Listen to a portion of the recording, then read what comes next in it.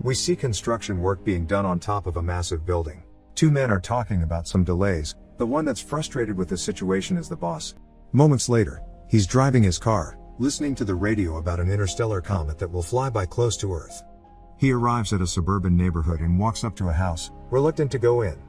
He enters a room where a woman is seen on a treadmill, his wife. They have an awkward conversation surrounding their child. The son arrives and is excited to see him. They go to his room and talk about a drawing he made of the coming comet, named Clark. As they're laying on the bed, it's revealed that the boy is a diabetic. They talk about John's separation from his mom. Later, the three of them are in a living room listening to the news about the comet. The interstellar body is moving fast toward Earth and is made up of many pieces of ice trailing behind it. That night, he's seen moving back in the house, taking a guest room. The next morning, a dad is listening to the news about the comet again. They're saying that pieces of the comet will fall on Earth, but that there's no reason to worry. While he's cleaning the grill for the upcoming party, Ally walks in and tells him that he needs to go to the store to pick up a few things. He takes his son with him, and while still at the parking lot, everyone is looking up at the sky. They see the comet approaching. Inside the store, as they are shopping, John gets a presidential alert on his phone and then an automated call. No one else in the store is getting the same alert. He is informed that him, along with his wife and his son, are chosen for emergency shelter relocation. The same alert is shown in the house TV, but Ally doesn't see it. John quickly leaves the store with his son. As they're driving home, he sees military vehicles and planes going the other way.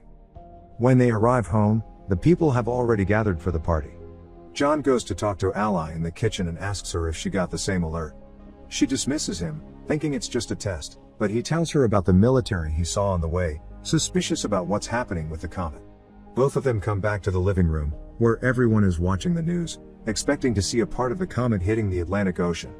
No one is worried as an image of the fragment is shown on the TV screen and the kids start counting down. When they reach to one, waiting to see the splash in the ocean, nothing happens for a moment. There's a little earthquake and John walks out of the house. He sees a flock of birds flying away, when suddenly a massive shockwave hits him over, felt inside the house as well. He comes back in and everyone is scared, still listening to the news. The newscaster announces that the piece has impacted a city in Florida with a shockwave that was felt for thousands of miles. The city was completely destroyed. As an orbital shot of the comet hitting is being shown on the news, the people wonder if more pieces will hit the planet. John gets another presidential alert. The call plays on both his phone and the TV, so everyone can see what the message says. None of the others are getting the same message, which states that John can't take anyone else to the shelter, except his family. He gets a security code to enter the plane on his phone. The others leave in a panic. John and Ally are packing, worried if they'll have enough insulin for the boy. The child asks about his grandpa. Ally is preparing food and listening to the terrifying news, as John goes to get Nathan, who says that the sky is on fire. Pulling out of the driveway, they see that none of their friends got the same call. One of them tells the family that the news is reporting that a huge piece of the comet, called Planet Killer, will hit the Earth in 2 days. As they are leaving, another neighbor runs to them, begging to take their daughter. John refuses and they drive off, arguing in the car that even if they did take her, she might have been turned away at the airbase. Later, as they are driving, people are seen already looting the stores. Suddenly, they drive up to a massive traffic jam on the highway and John goes the other way, taking a side road. They're listening to the news on the radio, saying that there have been more impacts and others are expected, which might take out entire cities or even cause an extinction level event. They arrive at the airbase, being guarded by the military. People are gathered around the doors because they're not being allowed in. The family pushes through the crowd and is allowed entrance with the barcode they received. Once inside, they are given wristbands for personal identification and are told to move all their things into one smaller bag. Suddenly, they realize the insulin for Nathan is gone and John goes to take it from the car. Ally goes to tell the soldiers about her husband, but tells them about the boy's diabetes and causes a problem. She's taken to a superior officer that informs her that someone with a chronic condition can't be on the plane. Ally tries to reason with her, but she gets turned down. She and her son get escorted out of the base. Meanwhile, John comes back and is headed toward the planes looking for them, unaware of what is happening. John boards one of the planes that's about to take off and tries to reach Ally, but can't. One of the passengers there sees the insulin and tells him about the rules regarding chronic illnesses. John panics and asks to leave the plane. Suddenly, the base gets breached and the people start shooting toward the military. The plane that John was existing has a fuel leak, so he tells everyone to get out and runs away. The plane explodes and causes a chain reaction. John finds out about his family being rejected, as the two of them are already back at the car. Nathan is already low on insulin. The chaos in front of the base continues, so John takes a while to get back at the car too.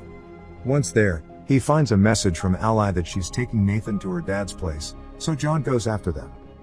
On the road there, Ally and the boy get to a pharmacy. She checks his blood sugar and they go to find insulin for him. Suddenly a gang walks inside and starts shooting, killing people all around. They manage to escape and get into a car with some people that will take them part of the way to her dad's. The couple Ally is riding with start acting strangely very fast. Eventually, they throw her out the car, take her wristband and drive off with her son, leaving her stranded on the highway. Meanwhile, John is lucky enough to find a ride up north as well. Inside the truck, John sparks a conversation with one of the men, Colin, who tells him that they are headed to Canada where the driver knows someone that has a plane and can take people to the shelters. Apparently, the military has set up the shelters on Greenland. The man tells him to find his family and meet him in Canada, so they can take one of the planes too. Another one of the people in the truck eyes John's wristband and demands that John gives it to him, but when he refuses, a huge fight unfolds. The fighting causes the truck to swirl and crash, throwing the people from the back out. The fight continues regardless and John ends up killing the guy. Colin dies in the crash. In the meantime, Ally gets another ride toward the base where the people that took Nathan are headed. He is still seen riding with them when they get to the airport base. At the first stop, as they are showing the wristbands, the boy tells the soldier that those people are not his parents and the soldier gets them escorted away, taking him inside.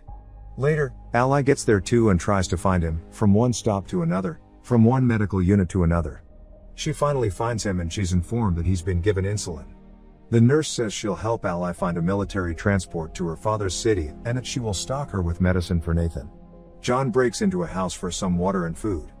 He checks the news immediately, only to see that the main impact is expected in just under 24 hours.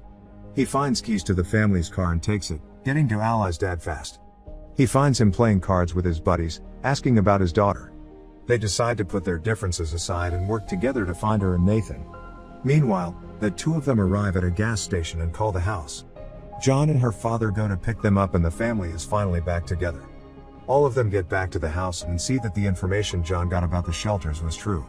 He convinces Ally that they should go to Canada and try their luck, so they prepare for the journey there. Unfortunately, they can't convince Ally's father to join them. Suddenly, a giant piece of the comet falls nearby, prompting them to go immediately. Ally's father gives John a gun and says his goodbyes, staying behind as they drive away. John and Ally reconnect during the drive, promising to stay together. They stop for a blockade along the road, when debris from the comet starts falling all around them. John drives out from the line of cars, but the fragments are falling everywhere. Ally gets in the back to cover Nathan, while John tries to find shelter. They stop near a bridge, where others hide as well, but John runs off to help a man out of a burning car. Later that night, they continue their journey and pass into Canada. While searching for the airport, they listen to the radio and discover that they don't have much more time until the biggest part of the comet hits Earth and destroys more than 75% of all living things.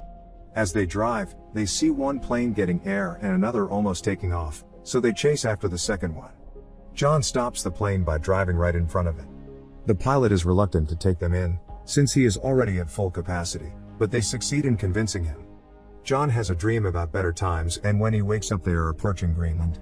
The place seems unaffected by the comet, until a moment later a fragment impacts the water and creates a shockwave that hits the plane. Both engines are failing as the pilot tries to keep the plane in the air. They glide through the air, landing smoothly, but hit the glacier. The pilots are pinned on impact, but John isn't able to help them. He sees a military plane land a mile away, so he shows the people from the plane there and when they arrive, a military truck takes them in and gets them to the shelter. As they are going inside, the planet killer hits. The impact will reach them in a matter of minutes and the people are still getting deeper inside the shelter. Once inside, they brace for impact and a flashback is seen of their previous life, when they were happy together. 9 months later, the planet is desolated. Cities ruined completely. A radio signal is searching for survivors and establishes a connection, informing the receiving end that the dust has settled and there is no radiation. The hatches of the shelter open and reveal that the family is still alive, facing the ruin of the planet. As a symbol of hope, they see a bird flying outside and start coming out of the shelter. As the Earth is seen from space, radio signals communicate from all around the globe. There are people still alive everywhere on the planet. Thanks for watching.